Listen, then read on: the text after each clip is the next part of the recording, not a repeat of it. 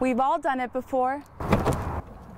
We get into our car and without even thinking about it, we get on our phones. These torn up streets and construction everywhere are what business owners say are affecting their sales, and they tell me they're worried they might not be able to keep their doors open. As you know, a fence to divide El Paso and Juarez has already been in place for many years. Through this new app called Metropia, officials are hoping to make the commute for those who walk or drive across the bridge a little smoother. This is as close as police are letting us get to the area that they are actively searching. Now down here is Cemetery Road. Some of the residents here in the Duranguito neighborhood already began to vacate their homes, like the people who used to live here. We did actually go by the seminary earlier this morning at around 7 a.m. and the streets were already blocked off, so we had to walk by to see how things were, and there were already crowds outside. He will walk through here and then go inside this church where he'll talk to staff and members of the church, and then finally he'll walk over to that dome over there where he'll speak with 700 inmates. For just 3 minutes, hundreds of families from Juarez and El Paso will get the chance to reunite, hug each other, and embrace one another. If you were born a woman but you identify as a man, well then you're free to use the men's restroom and vice versa. But the conditions here feel far less civilized.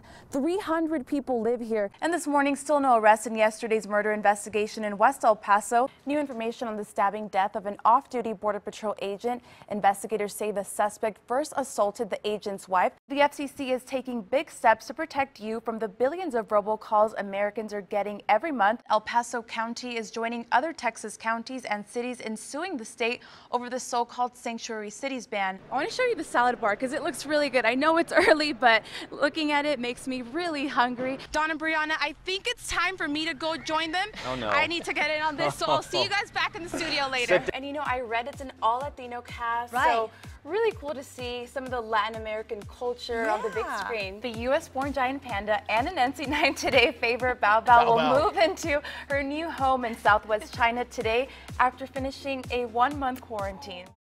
I woke up to the news showing my place of employment on fire. Elizabeth Acosta says she was shocked when she saw massive flames and thick black smoke shooting from the building that's been more than just her workplace for the last 6 years. It just hurts the soul because this is my home away from home. I work 6 days out the week, 7 to 10 hours a day, so this is my family. Texas boombox and the structure next to it now vacant, but once a woman's shelter caught fire right before 4 a.m. and it took crews about 4 hours to get it all under control.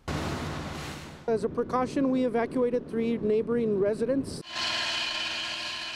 The fire department spokesman Carlos Briano says nobody was injured, but it took more than 40 firefighters to battle the blaze. It was defensive from the beginning because it was fully engulfed. The roof looked collapsible, and it did in fact collapse. They didn't salvage anything, unfortunately. Thank God nobody was hurt, so we can't think that is a blessing, but it's a hard situation right now. Acosta tells me it's even more difficult now that we're in the holiday season. Now all 20 of the employees we're jobless.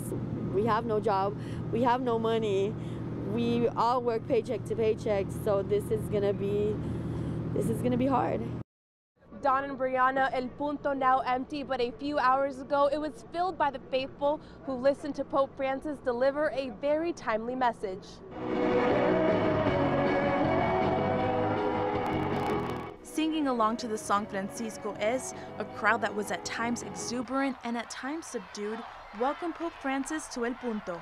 After greeting folks inside the Benito Juarez Stadium, the Pope zigzagged his way through the masses before presenting an offering and prayer along the border. The crowd silent as the pontiff took a moment to pray for migrants who passed away while seeking a brighter future in the United States. Convertir lo que nos está destruyendo como pueblo. It was a moment that set the tone for what would be one of the key themes of his Mass. The Pope called forced migration a global crisis, issuing a call for action. It was a welcome message for many of the pilgrims we spoke to.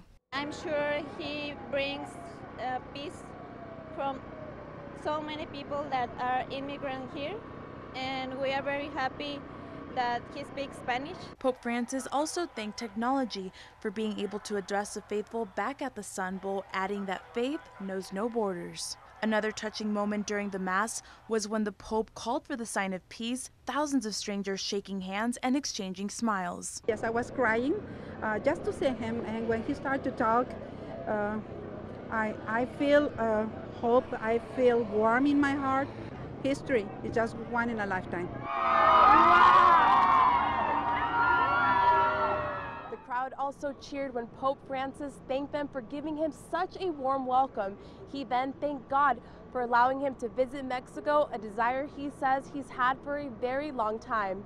Reporting in Ciudad Juarez, Daniela Pardo, News Channel 9.